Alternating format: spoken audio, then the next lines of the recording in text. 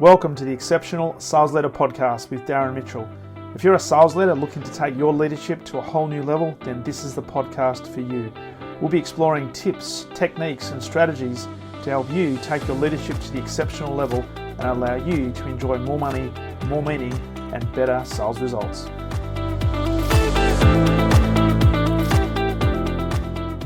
Welcome back to the Exceptional Sales Leader Podcast. And as I'm recording this, it is the late afternoon in Melbourne, the day before Good Friday, and I have the privilege of speaking to a man who, he won't mind me sharing this, but he said, I'm not really a morning person, so can we actually push this back an hour or two so that I'm at my best?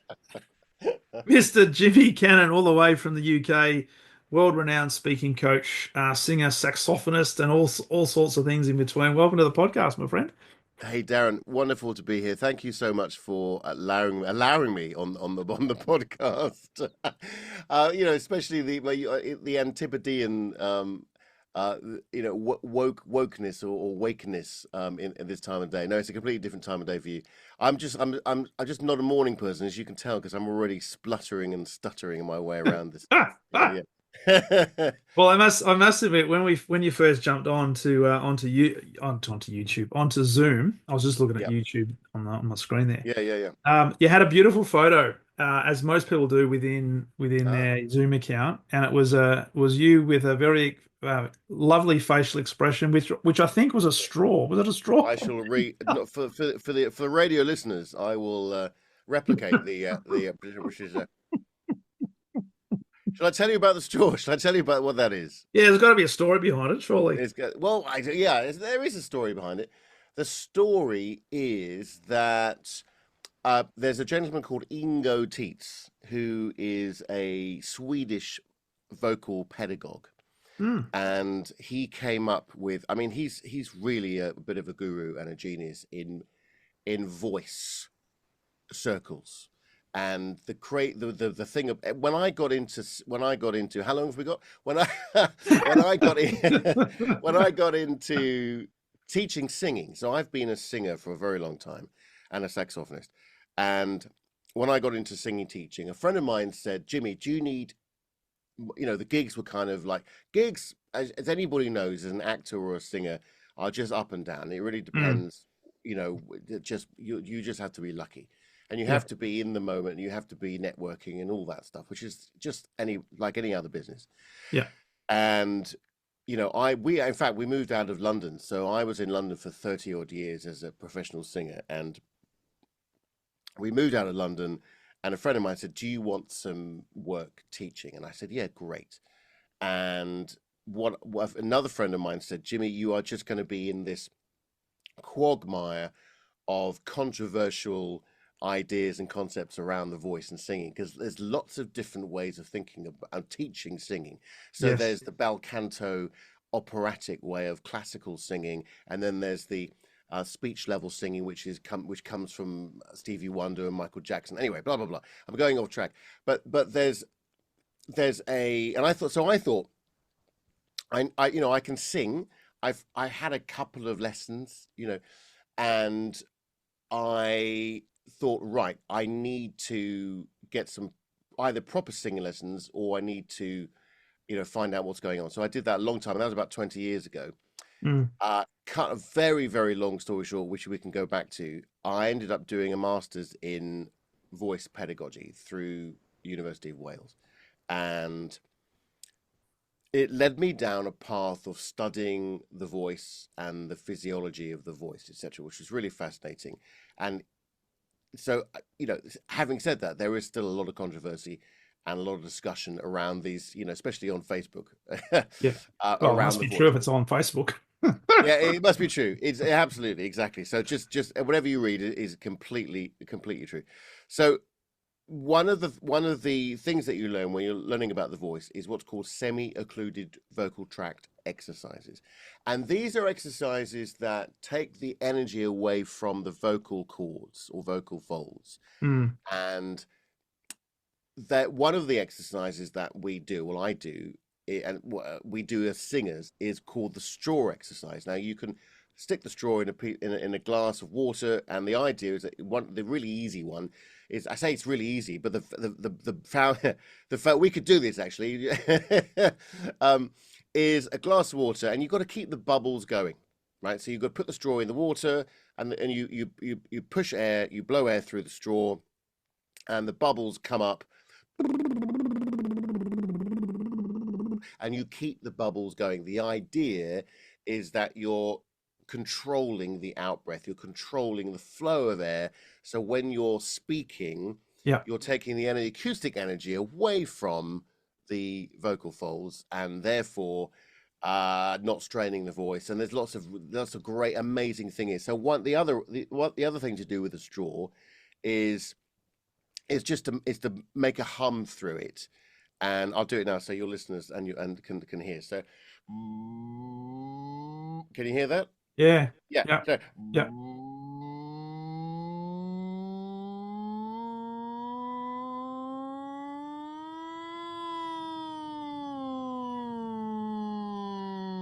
so you do that a few times, 4 or 5 times. So you're humming. Make sure there's no air escaping around the mouth, no air coming out of the nose, and you put a lot of energy into it. And we can talk about that in a minute. You put a Yeah. lot of energy into it from the abdominal muscles, which is called diaphragmatic breathing, which is another thing to talk about.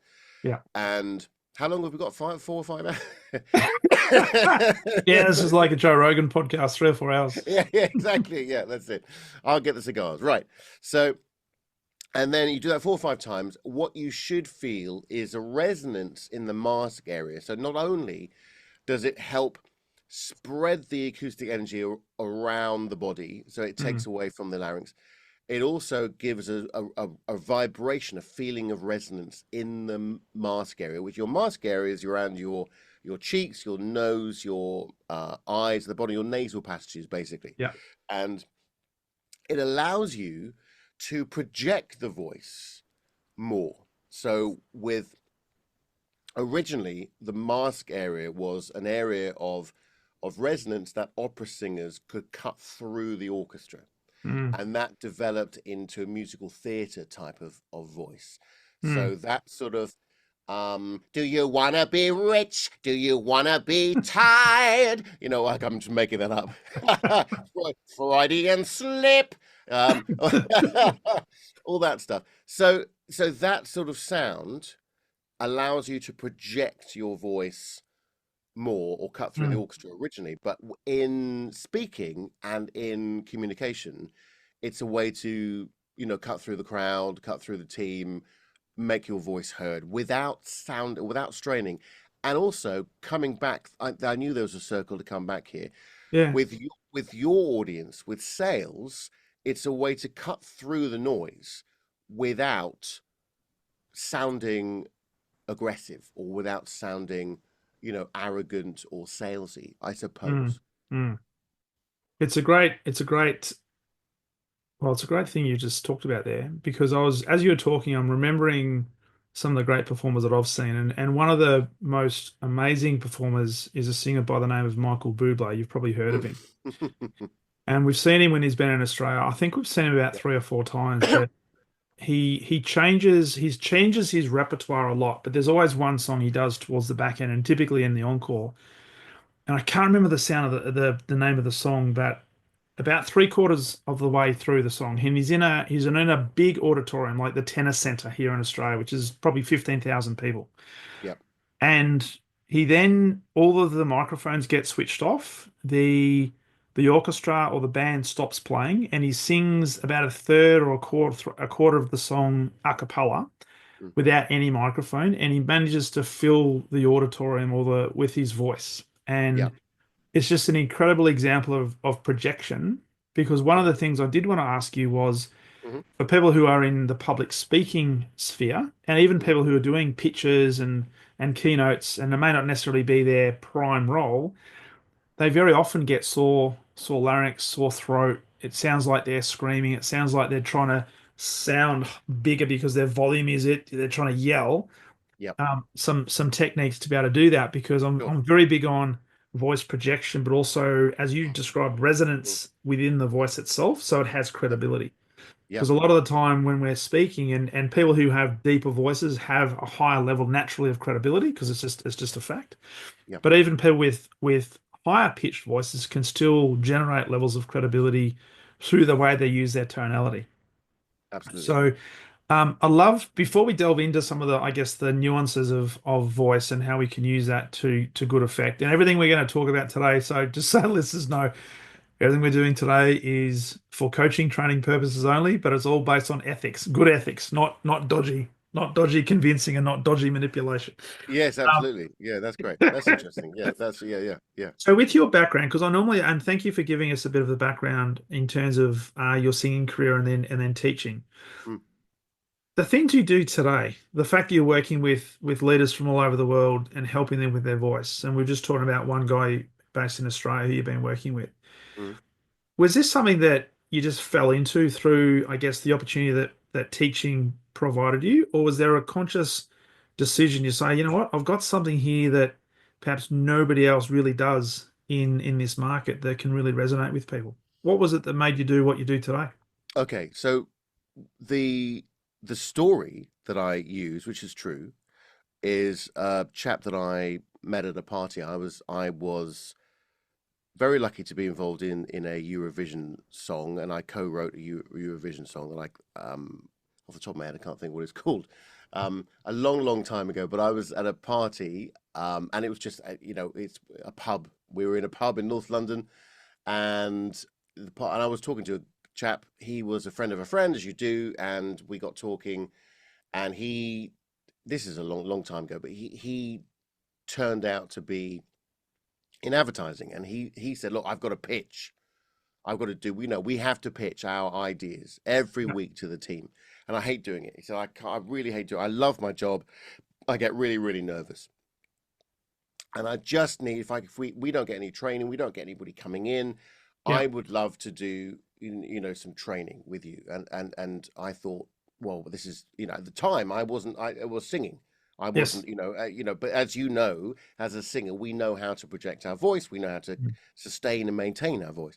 So that was he wasn't and he never became a client actually, but that was the seed that sort of started it off. I will be absolutely transparent with you, and I don't think I've said this to anybody apart from friends and family, is that I needed to make more money. I Yeah. needed to and I feel slightly guilty about this as a I don't know why, but as English, maybe an English middle class white guy, I don't know why, but and I suppose also, it's this is really interesting, the whole sort of ethics. So you mentioned ethics, Mm.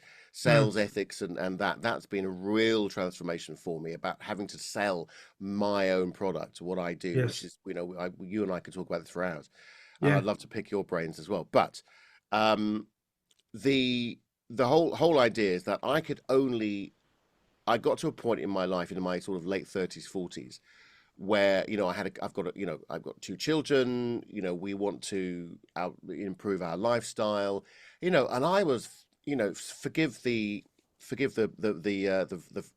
French, I was fannying around for years as a jazz singer and saxophonist. That was what I wanted to do. I set my goal Yes. in being a successful musician. I believe I got to that point in that I managed to carve a career for about 10 years of just performing with Yeah. nothing else, which was is really hard to do, generally speaking. And we could talk about that, but what I realized that there was I walked into I was doing a lot of singing teaching, I was teaching at quite a couple of universities in London and colleges, etc., that do music degrees, and I was teaching performance. I was the module leader for performance, but you get an hourly rate.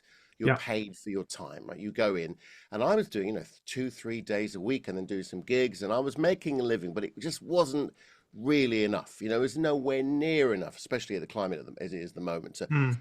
get on the property ladder or anything like that. So I thought I had to raise the bar in terms of the threshold of what I was earning, and over a year or two of researching and studying this, I realized that I could probably I had a mentor and I worked with a mentor for maybe a year, and he told me that I could be charging a lot more money because I'm getting a result for people, Mm. and that result is a value, and that value means a lot more than a 17-year-old going into a university to learn how to sing like Beyonce. 100%. And that's really, it might just be because it's in the morning and I'm just being completely transparent with you, but that's it. But however, I would just say as a caveat that I absolutely love what I do. And I tell you what, I love what I do. It's not just the voice training. It's it's seeing people transform from people that aren't very confident in their voice and don't know how to use their voice Yeah. to start using their voice in a very effective way. Yeah, I love that. And I mean, there's a number of points I could delve into. I'll just pick up one, and that is when people are working with a voice coach or a speech coach or a sales leadership coach, a lot of people think, oh, geez, that's quite expensive because they have a frame of reference that they might be equating that to what they get paid on an hourly basis or a daily basis. But what they probably don't recognize or want to recognize and understand is that when they work with somebody like you, they're not just paying for your time, they're paying for all of your expertise and all the preparation, all the hardship you've had to go through to get to the point now where you can actually help somebody become a bit more of a faster track to quote unquote success rather than just pay an hourly rate. So Yeah. it's and it comes down to the value. And if you've got people who are getting definitive value out of what you're showing them and helping them with to the point where they can increase their influence, then the sky's the limit. And you're probably even now with what you're charging, because I have the same conversation with myself. Mm, Man, you're not charging enough, right? You should be charging more. mm. And it's just an evolutionary thing that we we continue to have these Yeah. conversations Yeah. with ourselves. Um, Yeah, absolutely. If I could just chip in there, sorry to, yeah, no, yeah, please. yeah, for sure. I, it's a strange thing, it's okay. So I'll give you an example. I, as a saxophonist, managed to. I was very lucky, and I ended up playing with Tom Jones. I did a tour with Tom Jones, and that was the pinnacle of my career, right? Yeah, Really interesting thing is that nothing changed about me. Nothing changed about the way I played or the standard of. I didn't suddenly become this, this miracle saxophone player. There are, 1,000 saxophone players that could do the gig, yeah, right? I just happened to be in the right place at the right time for various other reasons as well. And but for me, it gave me credibility for myself. mm, It gave me the confidence that I needed to do what I do. mm, So I'll give you an example with what I do now is that I ended up doing also not only the masters in voice pedagogy, but I did two things. I studied acceptance and commitment therapy, which is a behavioral therapy, which uses I could talk about that for hours. Um, and really bore your listeners to death. And that is about mindfulness and present moment exercises, committed action towards values, overarching kind of theme. And the other thing I did was a leadership coaching course, which was mm, absolutely amazing.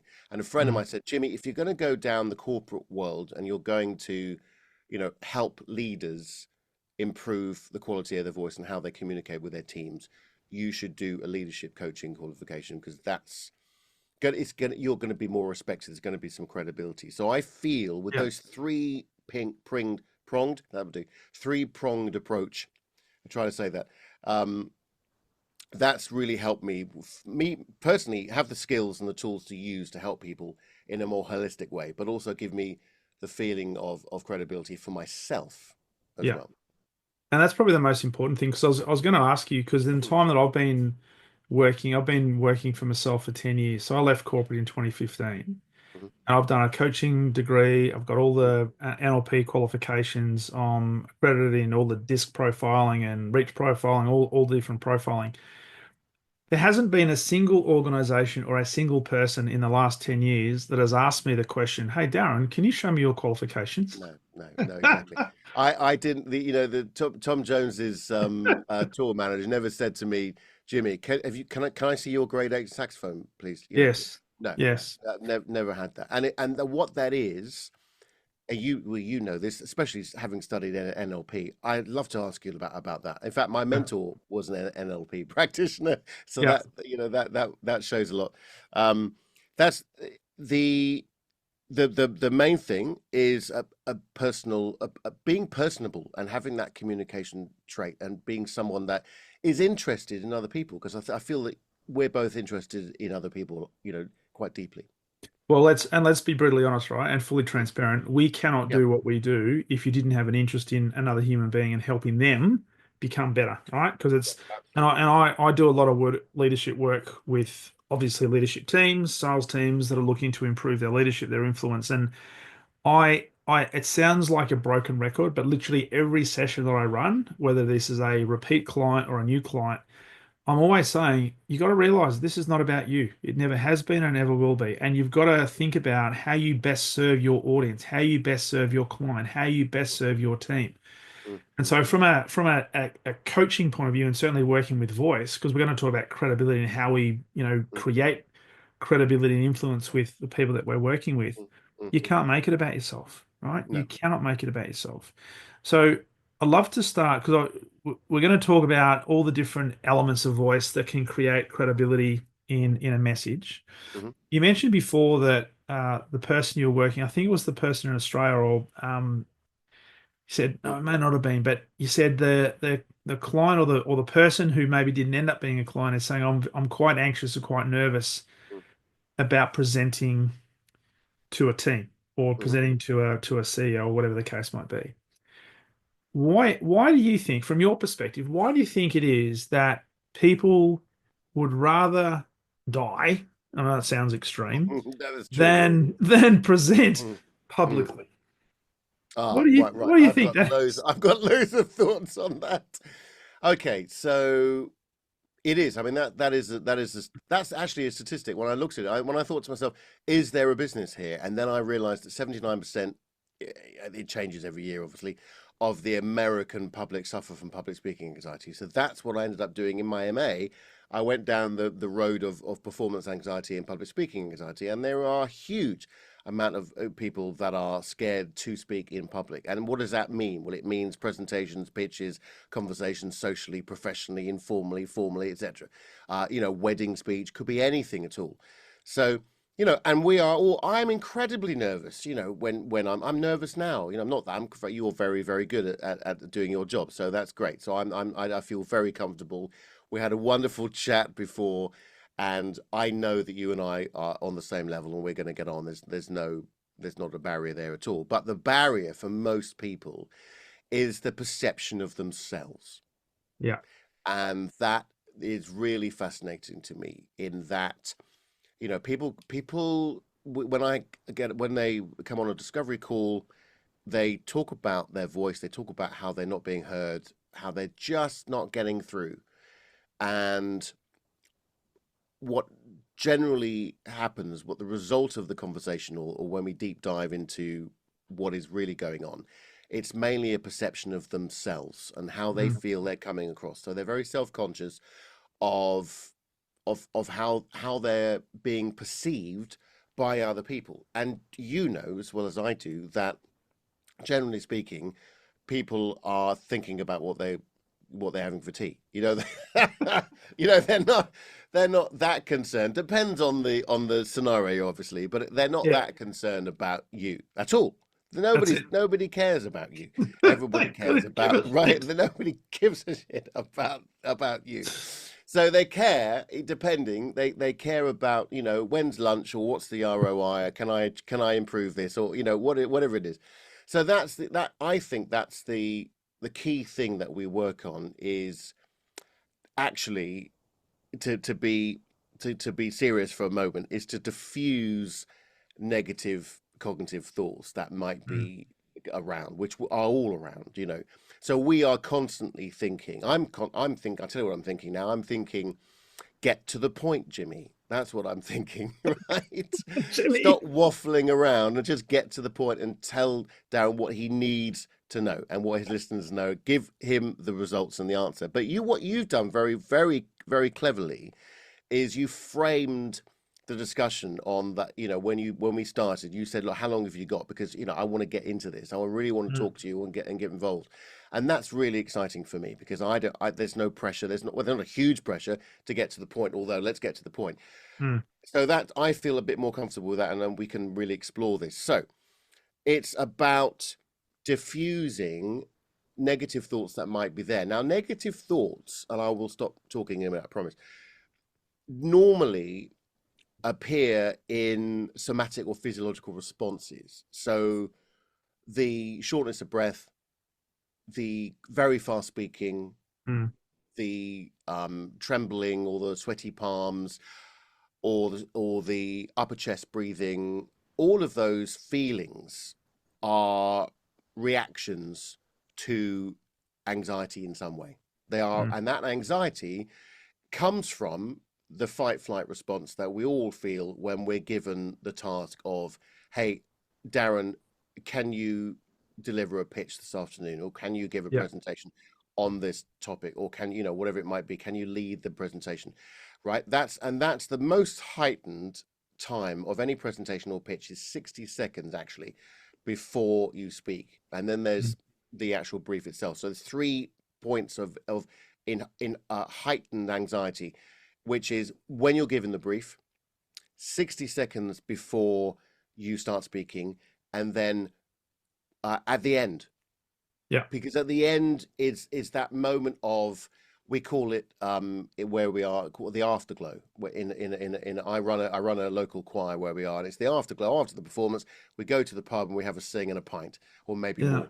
Yeah. And that's called the afterglow. So in that afterglow, you're thinking, did I do well? Was it good? Am I getting a good reaction? Oh my God. Oof, that feeling, right? So yes. So that where are we with that? Yeah, yeah. Well, there's a few things in that because one of the things I wanted to ask you in terms of the work that you do is a lot of people will suffer from some form of anxiety just thinking about and placing themselves in the environment that they have to do a pitch, they have to do a presentation, they have to do a team meeting, whatever the case might be. Hmm. And they're literally shitting themselves, right? Because Yeah, they're yeah. making it all about themselves. They're thinking Hmm. about what I've got to say. I hope I don't forget anything. Hope I don't miss all the information. Hope I say the right thing, etc., Yep. etc.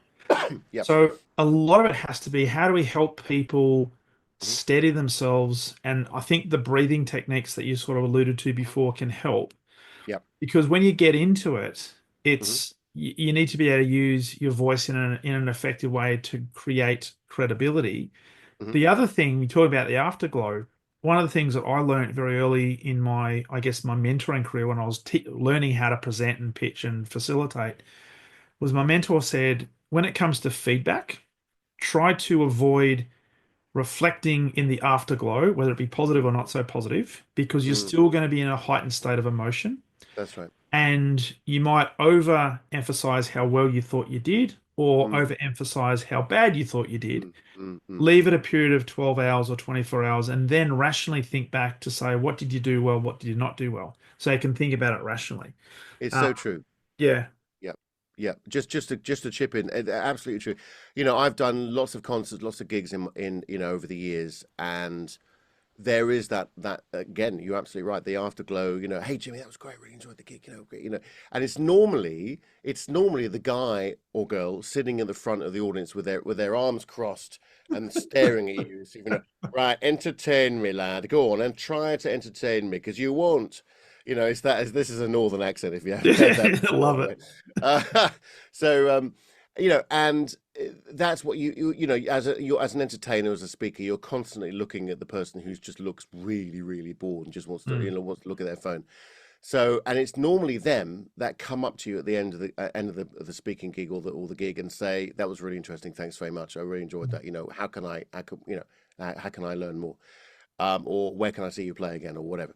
yeah. So that adulation is a bit false, and it's a bit of an ego thing, and you do want to, absolutely, as you said, you do want to let that process, and then you can evaluate and analyze how you really performed, and a Mm, really, really, really good way of doing that mm, is to record yourself and then watch back, because that's where you get a lot of information, and that's really hard to do, as you and I know, to do. Yeah. Sorry, I'm going off on a piece. I'll let you No, come no, back. it's a great point you make. And in fact, I was talking to somebody this morning out of the States who is a speaker coach as well, and Mm, she talks about how with her client she gets them to record themselves so that they can either listen back to nuances, and she's all about the filler words, removing the filler words so you're not getting as many ums and ahs, and using the punctuation, yep. but as well as looking at yourself from a physiological point of view. Are you commanding the stage, commanding the audience? Are you doing Yeah. something weird with your hands, etc., etc.?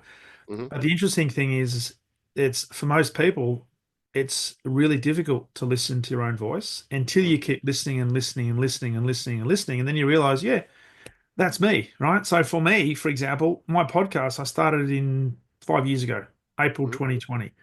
and all of the revisions that I've done and editing I've done, and now I just talk, right? It's my voice. Yep. I've got used to it, Hmm. and I have more control over how I use my voice. And I Hmm. think me podcasting has actually helped me presenting, Hmm. pitching, Hmm. facilitating, running Hmm. workshops, and things like Hmm. that.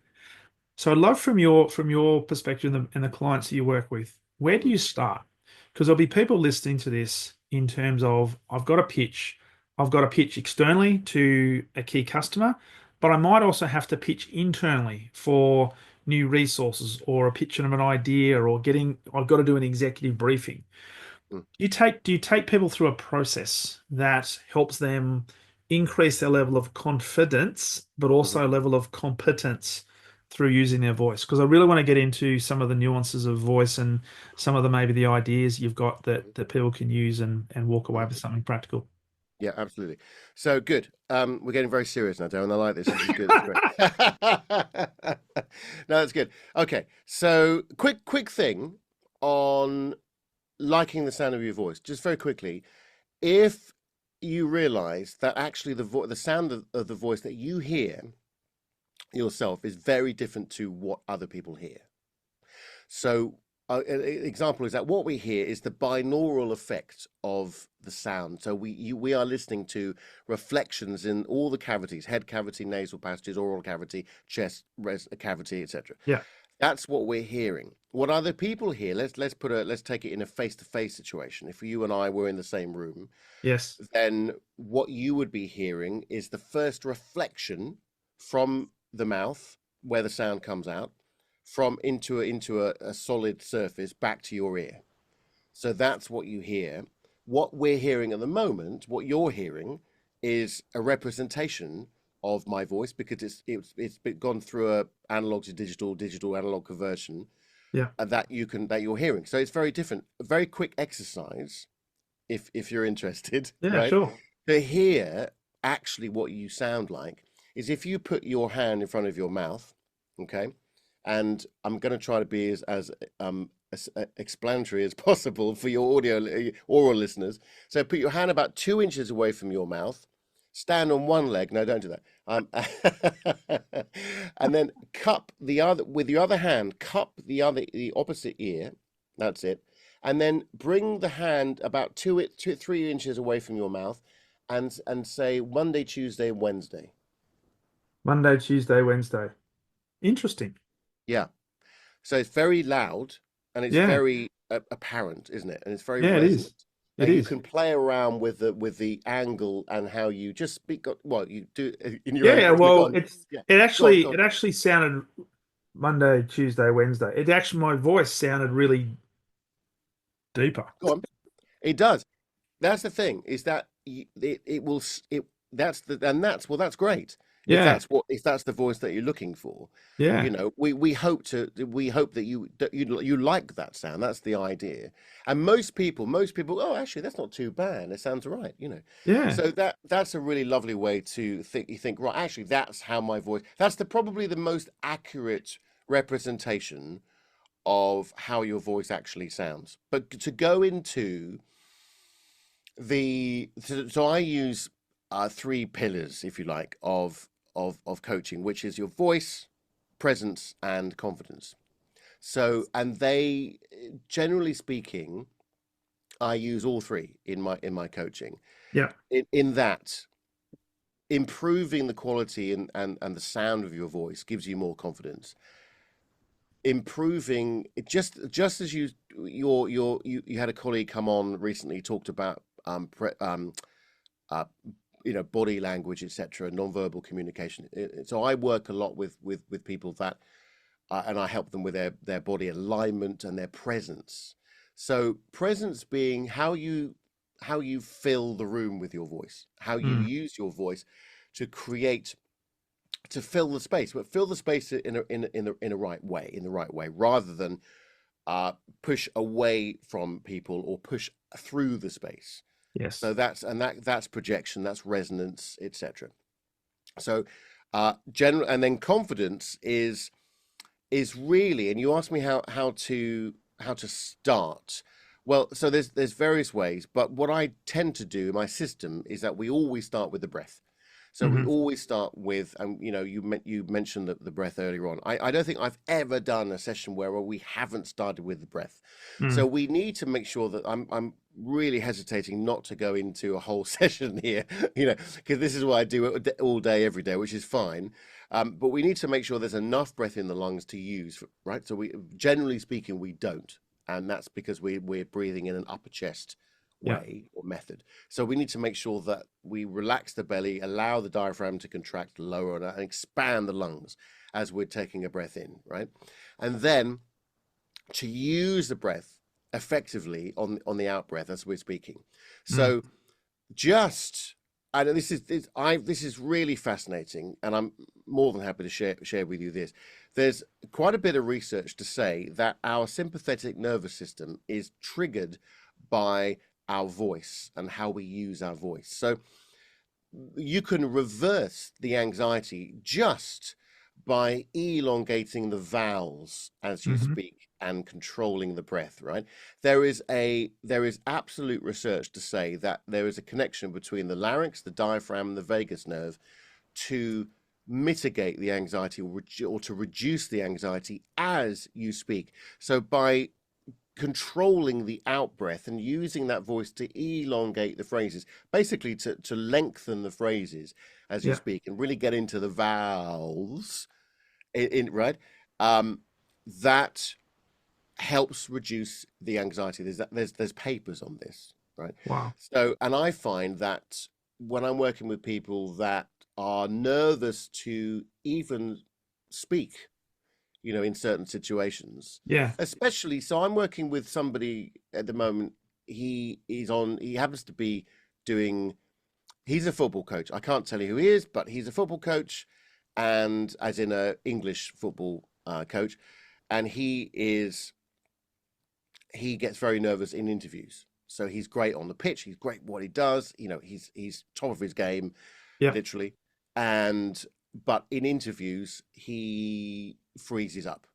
And so what we've been working on is using the breath to elongate and lengthen phrases as he's speaking. Because what he does is he does a few things. He swallows, which is called globus pharyngeus. Talk about that another time. But that's a somatic response of the anxiety. So he's creating a block in his larynx. So Hmm. what I do, help people do, is unblock that and help them glide through, create more flow with the sound of their voice, and lengthen the phrases. So as you lengthen the phrase as you're speaking, it reduces the anxiety. So it's really about to answer your question, it's really, the answer is to start to speak, because then you know that the breath and the resonance of that breath is going to help you as you're speaking. And by elongating the vowels, Yeah, you're literally slowing down your speech. Because one of the absolutely. things I've noticed with a lot of people, like I was in Vegas before Christmas doing a gig for Adobe, and I had the absolute privilege of being with a group of people, and I was in a room with a lot of people from different countries who where English was the second or third language. Right. So I was told, whatever you do, slow down your speech because Hmm. I am notorious for speeding up when I get excited about a topic. Yeah. Sure. Yeah. Yeah. Right. So I And had to yeah. work really hard on that and breathing. Mhm. But I also Mhm. know that people who are quite anxious when it comes to trying to pitch an idea, trying to speak in front of a group, they want to do a really good job and they end up speaking quickly to get Yeah. through it. and therefore not breathing. So by slowing down and elongating the words, you don't do it to the point where you sound drunk, but it does help. It does help you control your vagus nerve and your sympathetic nervous system to the Yeah. point, and it increases your level of credibility. So how has it worked for him in terms of what has he noticed? Because I'm sure that there's been a level of confidence that's now Well, no, improved. so that's the thing. Yeah, and I if I could chip in again with the slowing down the rate of the voice, that's really important as well.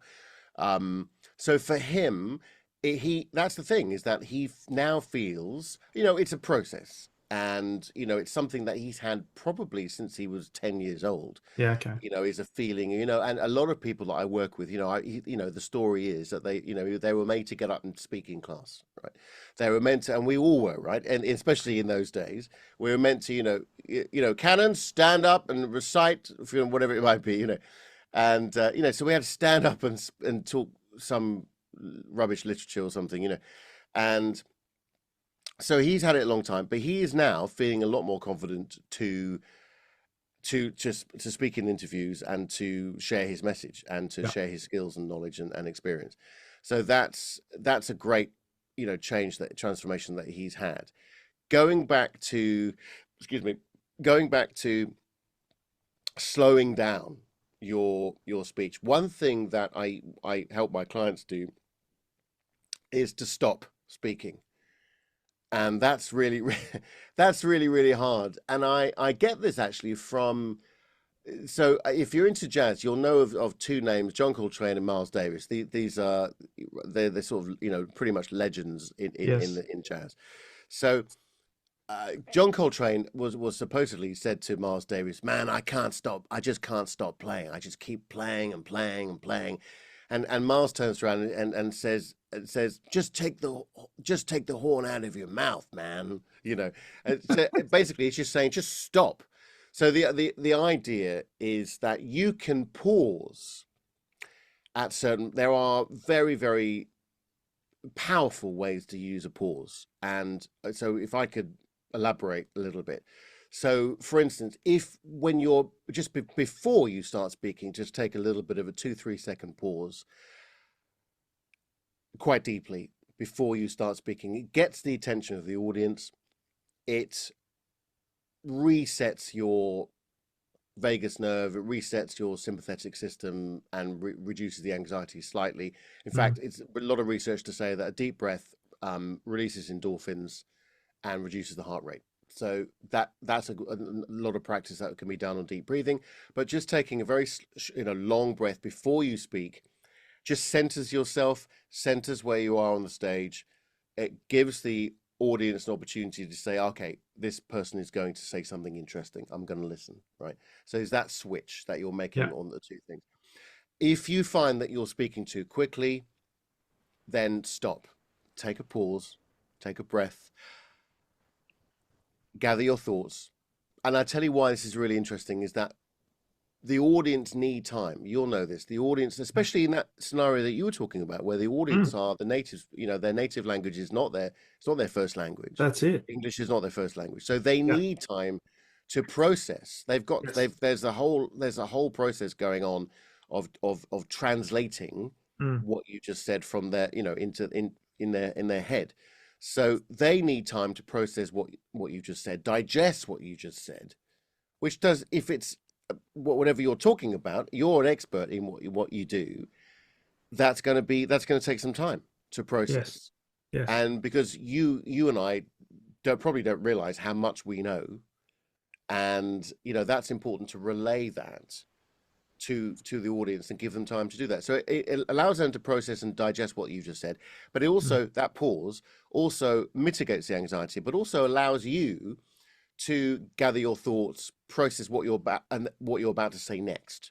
mm. So that's really important. There's research being done, and I believe it's around 5 seconds where people will start thinking that you're having a cardiac arrest after about 5 seconds of of of pausing. Up until that point, they're with you. There's a threshold. there's there's a, after about 5 seconds, people will start. Is he okay? Is everything okay? Should we pause, cut? All that stuff. So yeah, so that's if so use the pause, and it can be 2 or 3 seconds to take a breath. You can do it through the nose. You can do it silently, right? Just you and me now. This is what I'm like in the morning, I'm afraid, which is with just coffee. Just do a silent breath, right? This is really interesting. So, if we just take a breath normally, Yeah. we make some noise, right? Either through the nose or through the mouth. The breath is going to be going through all the cavities, of either nasally or orally. If you take a breath silently through the nose, right, we'll do it together. This is great for radio. So everybody listening or watching, here we go. Silent breath for 5 seconds. Go.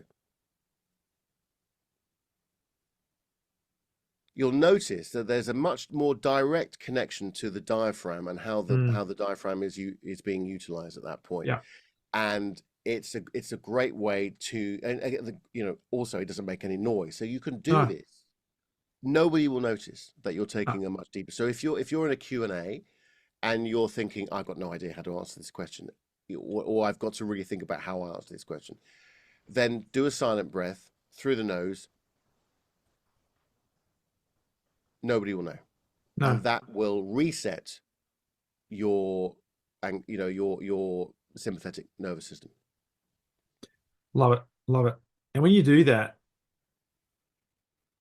because you're now connecting to your diaphragm, when you then speak again, the words that come out of your mouth, it'll have high levels of, I guess, credibility, because you won't be speaking from the top of Exactly. your body. It'll be That's right. coming from deep within. That's right. So So absolutely. I know where you're going on this. This is good. So yes, so then the control over that breath and how you use that breath from actually the abdominal muscles. So the diaphragmatic breathing is, again, going back to the controversy of voice pedagogy, is not quite the correct term. It should be called abdominal breathing, because when we're used, so it's okay. So the diaphragm works on the inhale, so it contracts on the inhale, allowing the lungs to expand in that process. So what you're doing when you're using the breath when speaking or singing, is the abdominal muscles are engaging and pushing the diaphragm in and up, and therefore pushing the air out of the lungs. So that's what you're doing. But people, if you don't know how to use that, then you're not going to be able to create more dynamics, more tonal variety, more pitch variety, right? So using the diaphragm, as I'm doing now, can give you different tones of voice and allow you to explore different areas of resonance in the body. And there are 7 areas of resonance in the body. And the combination of those resonance gives you what's called a balanced phonation. Yeah. And I use a upspeak at the end there because I want you to think about that. So there's a balanced phonation, and that is really a balance of breath and tone in the voice. And how we use that really determines how we're received in communication. So a harsh sound from the throat. So if I was to speak completely from the throat now, it would be very much like that.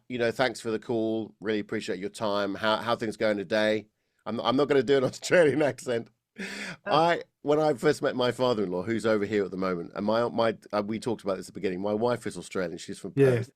And so when I first met my father-in-law, Alan, I did an Australian accent, and I said, how would that go back at home, Alan? How would you feel about that? And he said, James, the boys would take you around the back, mate. So that solidified our relationship. But going back to the throat sound, so if we speak mainly from the throat, we're creating, and a lot of people do. A lot of people come to me and I just speak from the throat. If I'm speaking all day, I'm on calls all day. It hurts after a while. Help me get out of this, right? So if you speak from the throat, it means that you're phonating from what's called the pharyngeal area, which is the back of the throat. And so we need to take the energy away from that. So if you do speak from there, It's going to hurt after a while. It's really hard to sustain for length of time.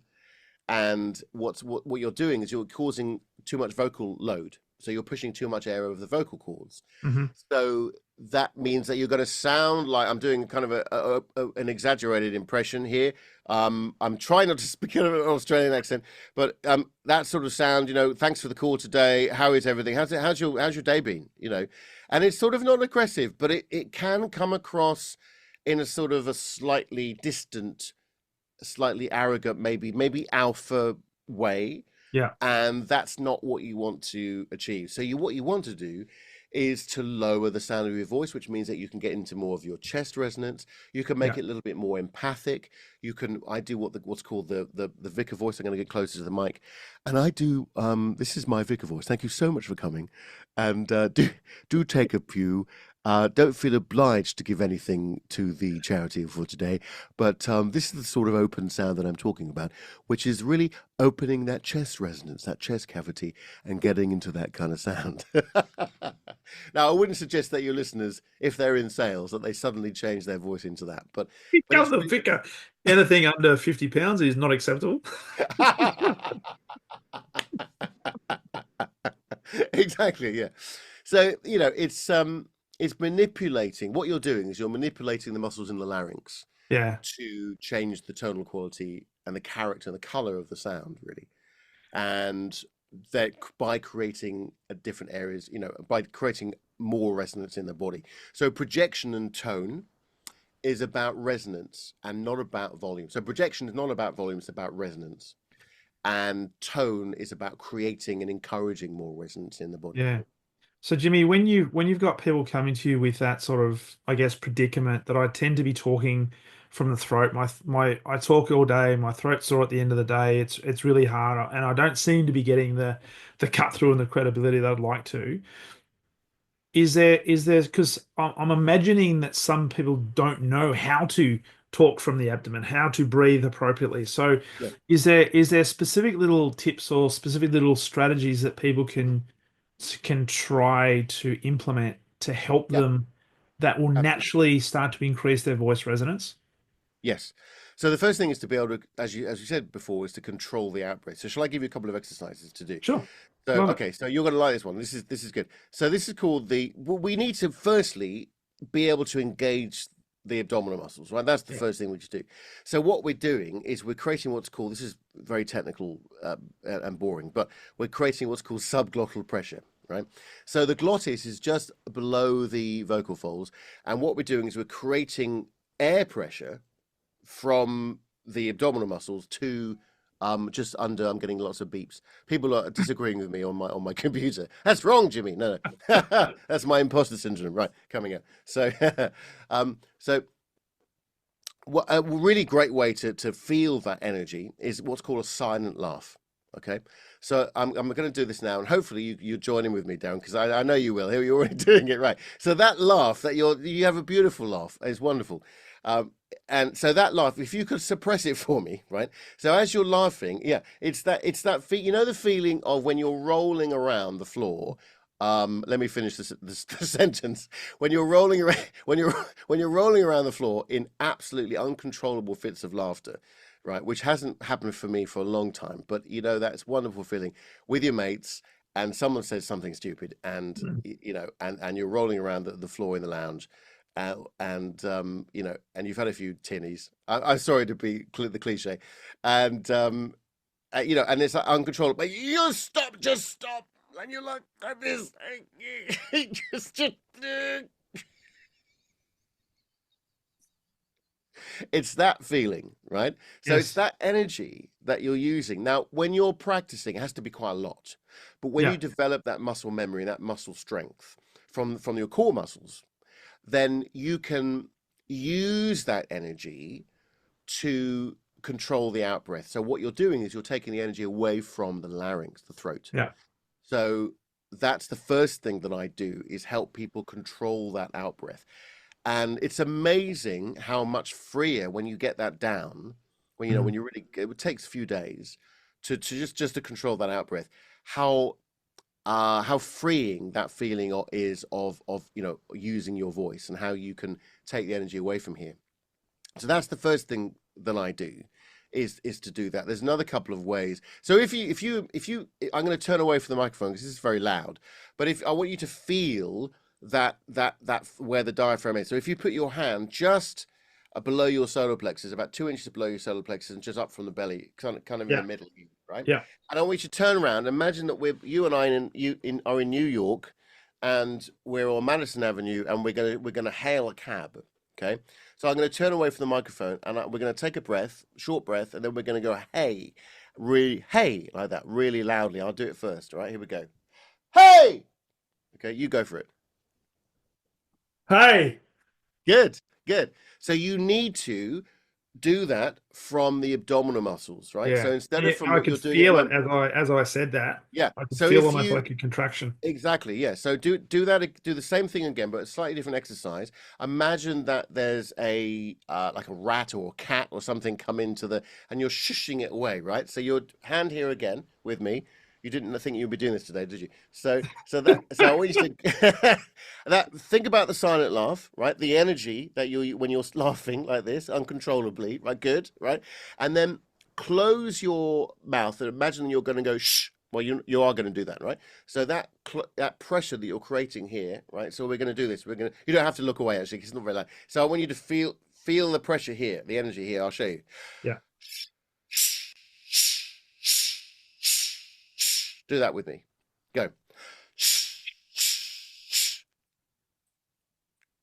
Good. Good. Now, unfortunately, your microphone's on, because it doesn't matter, but your microphone's there.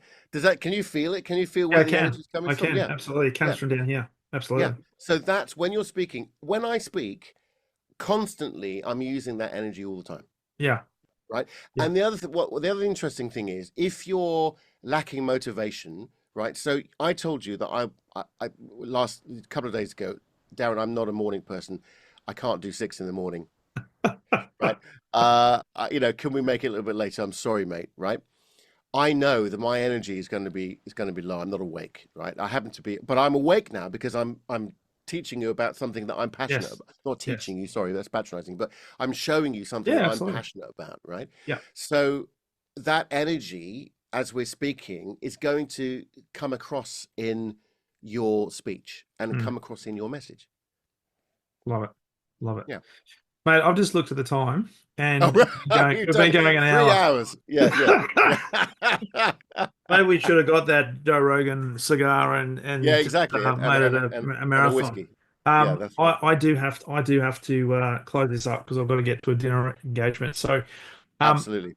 can I thank you for what you've done today? Because it's been I work with a lot of people helping them with their voice, and some of the things you've shared today is new to me, particularly the 2 inches from your mouth and the cupping of the Yep. ear is a really, I can even now hear the difference. So Yep. that's really useful.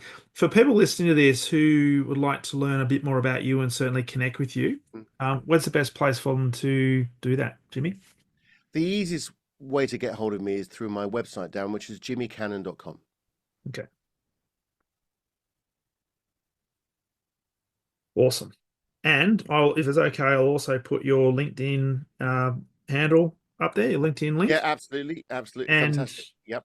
your podcast, Master Your Voice. Master Your Voice It is podcast. It's back on or coming back.